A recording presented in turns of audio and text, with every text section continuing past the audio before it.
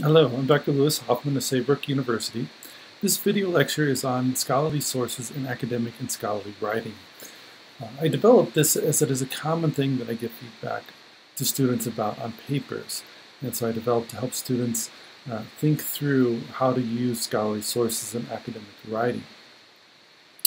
A brief overview of what I'll cover in this. I'll talk about why scholarly sources are important, what is a scholarly source, primary and secondary sources, scholarly sources to avoid and memorize, scholarly sources on the internet, how to use resources that do not qualify as appropriate scholarly resources, and then using and integrating resources. Okay. In starting, I want to talk a little bit about just scholarly writing in general to build a basis for this. Scholarly writing is not something that's just to make sure you did your reading. It is not a place to just express your ideas on the content of the course or on a particular topic, and it is not just busy work. There are clear purposes to scholarly writing, but there are students that come in with misperceptions about what we're trying to accomplish in including scholarly writing as a requirement in a class. Instead, what scholarly writing is, it's to show that you can engage and critique the scholarly literature. It is building from the course material as a foundation, but going beyond it, with preferably most resources being beyond it. So what you want to do is build from this knowledge that you have gained in the course about a particular topic, but then you go into the scholarly literature, you research the topic. And this is key. This is part of why it's sometimes called a research paper, even though you're not out collecting data. But you are going into the scholarly literature and you are researching about a topic. And so when you're asked to write a scholarly paper or an academic paper or research paper, that's part of what the expectation is to go into the literature, to go beyond the course material, and then bring that back to the topics of the course. So you're supposed to be going more in depth on a topic relevant to the course and establish and demonstrating your abilities as a scholar, including scholarly writing, thinking about resources, and thinking about topics. To accomplish this, you must use scholarly sources. So two primary criteria of establishing a scholarly resource. One is that it is peer-reviewed, and the second that it is intended for a professional audience. Now, whether it's peer-reviewed or not, often is rather straightforward, but it can be a little bit tricky sometimes. If you are using a journal article, it is almost surely peer-reviewed. If you're using a professional book by a major publisher or an edited book by a major publisher, there's a good chance that it's peer-reviewed, and you're pretty safe using that and counting that. So if you're using something like the Handbook of Humanistic Psychology, it's pretty safe that is considered a peer review. And then that it's intended for a professional audience. So you may have people who are good scholars or researchers that publish something that is not intended for a professional audience. Now that's not going to be a scholarly resource. For example, Aaron Beck is a very well-known scholar and researcher in cognitive behavioral therapy. And he's done some really great work, really great writing. Much of his writing is for a scholarly audience and peer-reviewed, but he's also wrote some self-help books. Self-help books are not intended for a professional audience, and therefore it is not an appropriate book to use as a scholarly resource. And you have some that are a little more complicated, like one of my favorite books, Roll May, Love and Will. This was written for a scholarly audience, but also written in a way that it could appeal to a general audience. So that's one that could potentially fall in the gray area, but generally you're pretty safe with something like Rollo May's Love and Will that has been important in influencing the scholarly literature.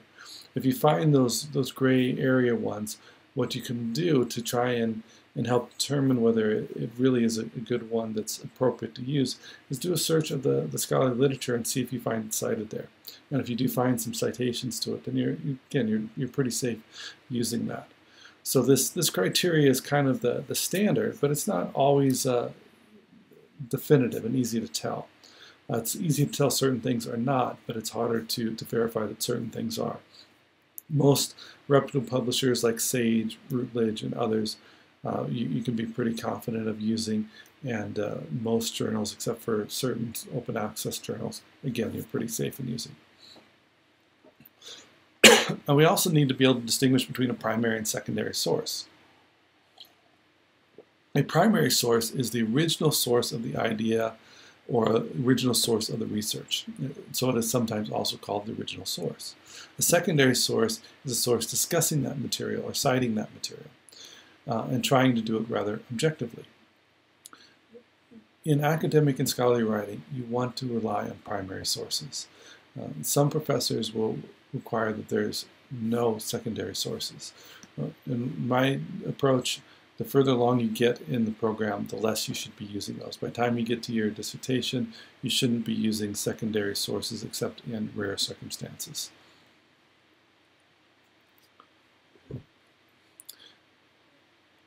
So in academic writing, secondary sources should be minimized if used at all. When you do use them, you'll have as cited in. These are generally only acceptable if it's really difficult to track down the original source, if you can't do it. But you should make an effort. You should look in your library. You should talk to your librarian. You should see if there's affordable ways to get it. You may not, particularly if it's a paper in a class, you may not be expected to pay $80 to get an electronic copy of it if that's all you can find. When you're getting to a dissertation, you may need to do that if you're going to use it as a primary source in your paper. So they're only acceptable and difficult to track down resources. They're more acceptable on some historic sources that may be particularly difficult to find and may not have electronic copies of anymore. So if you're citing a research article from 1904, well, you might have to use it as a secondary source then. But you're generally not going to need to do something like that very often in most academic or scholarly writing. There are some tricky primary and secondary sources that can kind of throw you for a loop. So books and articles building upon primary sources, or books interpreting, critiquing, or synthesizing primary sources. These are a little bit tricky. A good example of that might be this book here, The Psychology of Rollo May. Well, it's talking about Rollo May, but it's also at times interpreting him and putting in a different context. So you can talk about, in this case, Reeves' understanding of Rollo May and cite Reeves. That's perfectly understandable. If you find someone that's contrasting two sources, yes, there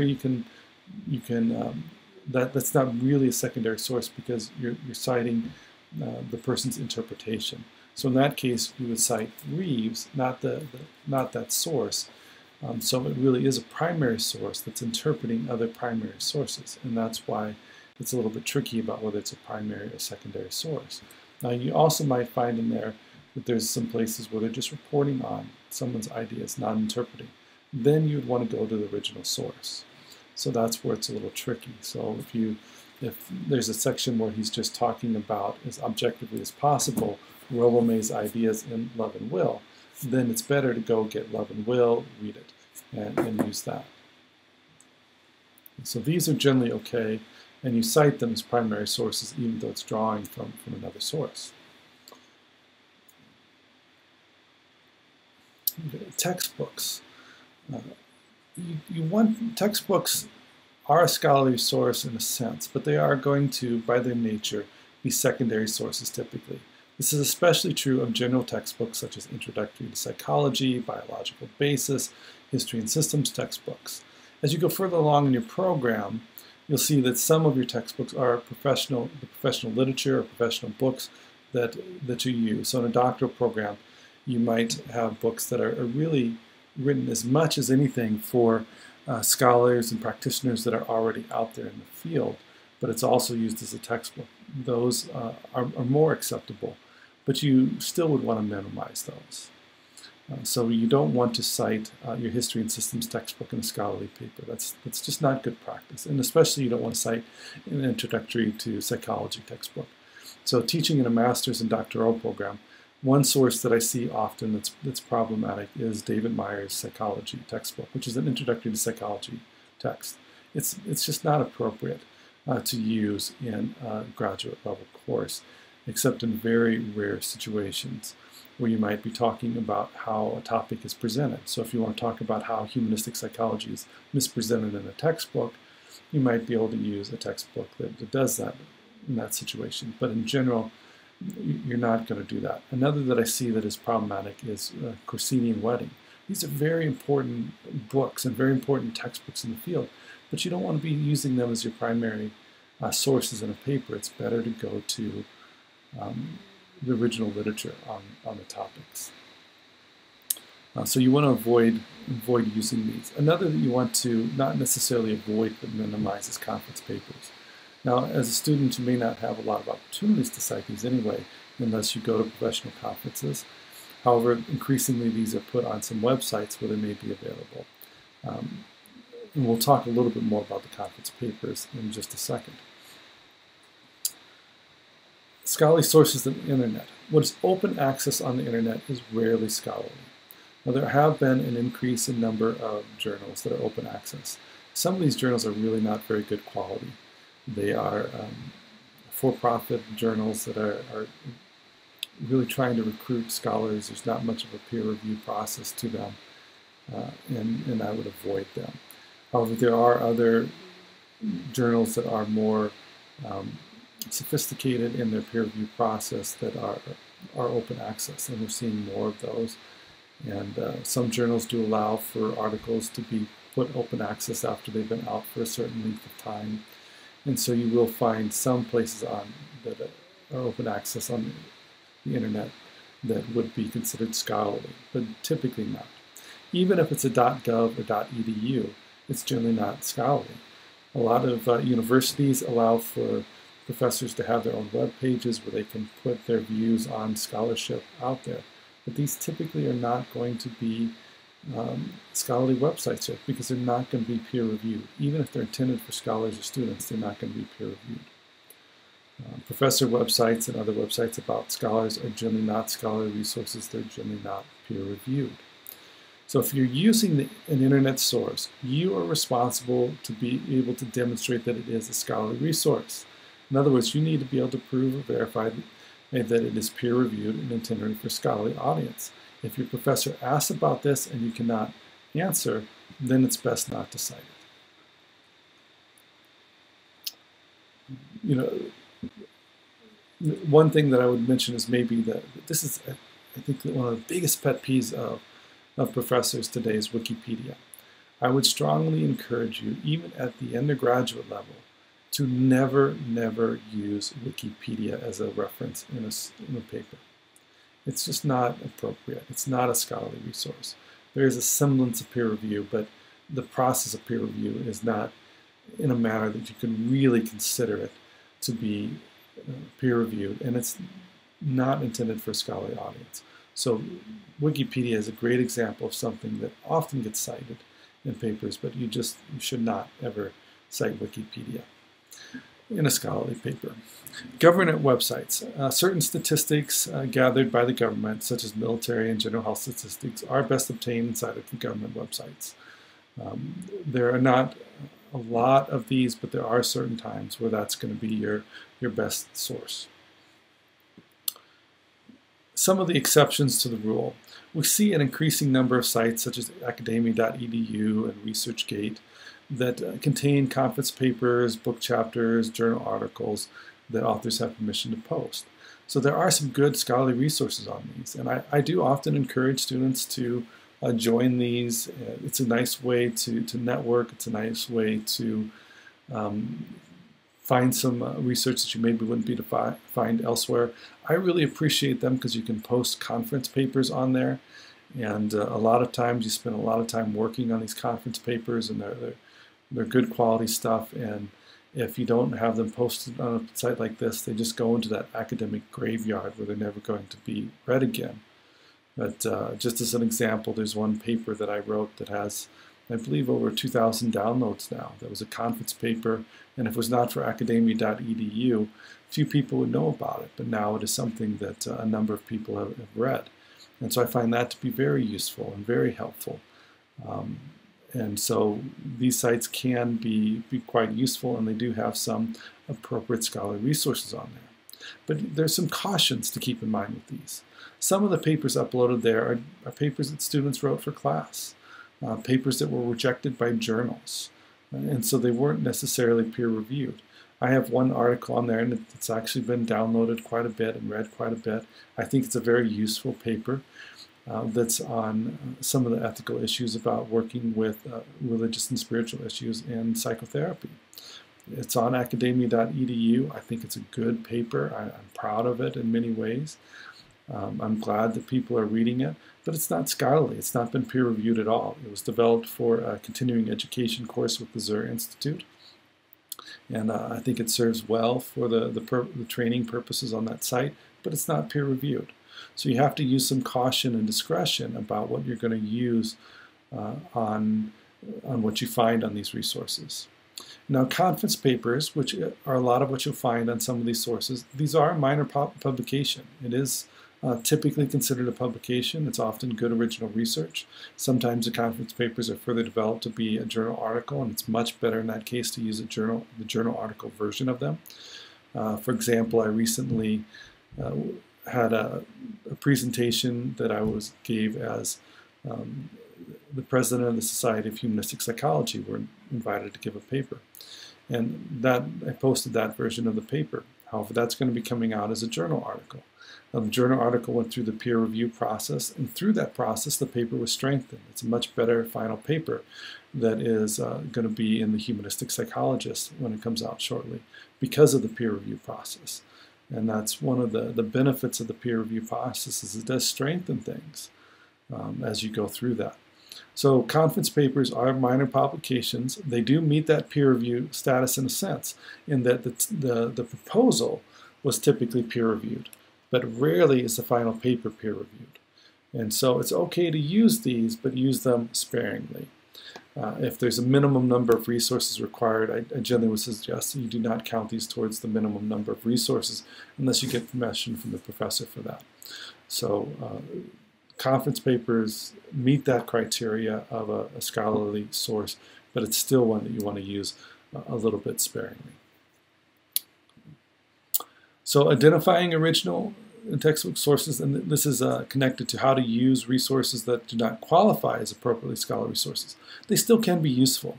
And when you go to your textbooks, particularly if they're recent, you got to be more careful the older that they get. So if you're looking a couple versions back, then you want to be careful. But part of what these textbooks do is they review and identify some of the most influential research on a topic that has been done. And so when you go and you look up a topic in these textbooks and you look up the references, those references often are important sources to cite. They can help you figure out who are influential people in this particular field that I want to review and cite. So they can help you track down, read, and cite important sources, but you don't want to use those textbooks. You can sometimes find the same thing with Wikipedia. I again would be a little bit more cautious with Wikipedia with this, but you might be able to use Wikipedia to find what are some of the important resources in this particular area, and then use and track down. But find the original source. And the other thing that is really important when we consider academic integrity, do not cite the source unless you have read it. When you cite something in your reference section, you are stating that you have read that source, or you at least have read the portion of that source relating to what you are citing.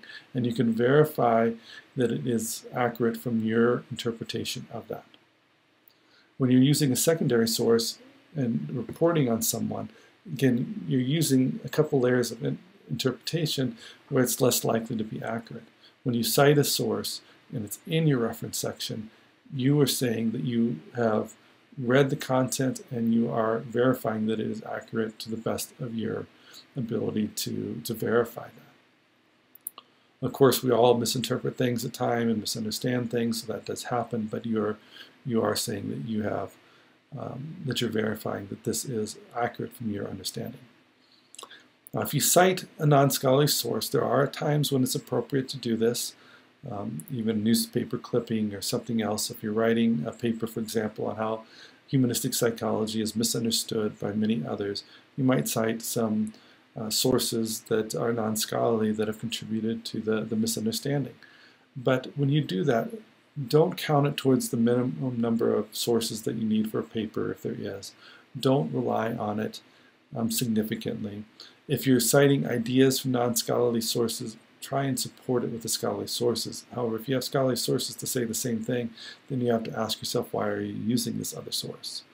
Similarly with conference papers, there it's more appropriate to use it as one of many sources, but it's much better if you can support the conference papers with additional scholarly sources that have been through a more rigorous peer review process.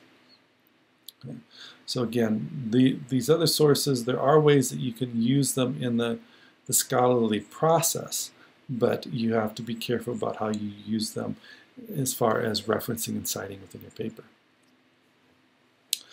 This is in a number of videos that I've done, so apologize if it's a repeat, but I'm just going to be brief here. When I grade, one of the first things I typically do is I go to the reference section. Before I read the paper, I go to the reference section, and this gives me an idea of whether you're using scholarly resources in your paper, or whether you're just using your classroom sources that were part of the class, using your textbook and some others. It tells me if you've really engaged the scholarly literature. Next, I skim to see if these sources were integrated into the paper. Sometimes what students will do is they'll basically write the paper based off their textbook, and then they'll find a couple other sources to sneak in there to meet that requirement. So I want to see, are the sources really integrated? And then it tells me how rooted in the scholarly resources the paper is by doing these two things. So that's a big part of what I'm doing in this. I'm wanting to see, did you go and engage the scholarly literature? Did you go beyond the course materials?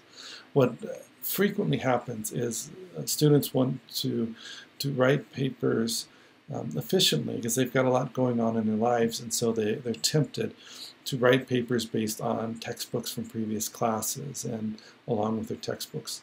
But this is missing the purpose of a scholarly paper, of engaging the scholarly literature.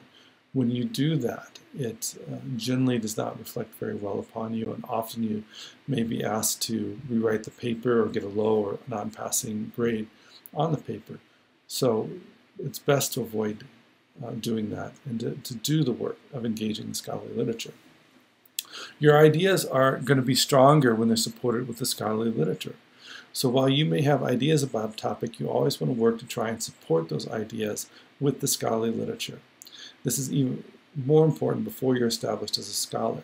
Once you gain a certain degree of credibility as a scholar in a particular area, then you might have some more ability and credibility to speak about a topic without always backing all of your ideas up in the scholarly literature, but it's always stronger when you connect to the scholarly literature. Also, what you're doing is you're bringing the sources into dialogue. There should be an extra G on there, bringing the sources into dialogue. This is addressed much more extensively in a video lecture on critical thinking and scholarly writing. But the way that I like to conceive it is when you're writing a scholarly paper, you're engaging the scholarly literature and you're getting different perspectives on a particular topic. So if you're writing about existential humanistic psychology, you might read some from Rollo May and Jim Bugenthal and Myrtle Heary and Kirk Snyder and Eileen Serlin and others. And then what you do is you bring them into conversation and you show how their ideas are similar and different and how they enrich each other. And you might bring in some other sources from different perspectives, such as logotherapy, or more of the philosophical traditions, such as Emmy van Deurzen, and compare and contrast. So you're bringing these different scholars into dialogue. What you don't want to do in a scholarly paper is just report on, well, this is what Snyder thinks, this is what Bugenthal thinks, this is what Heary thinks, this is what van Deurzen thinks. That's not bringing your sources into dialogue. That's not good critical thinking. That's not good scholarly writing, and it's not good use of your scholarly sources that you spent this time getting into contact. Okay, so that's all for this video. Hopefully this helps you develop a better understanding of what scholarly resources are, what primary and secondary resources are, and how to use them in scholarly writing. I do have a number of additional writing videos that may be useful. These are on the Lewis Hoffman PhD YouTube channel, but also are linked to on my academia.edu page under the teaching videos, and also on my teaching website, which is linked here. That as I add them, I get these videos also linked to on there. So would encourage you, if you are working on refining your writing to look at the other videos available here. Thank you very much for watching. Take care.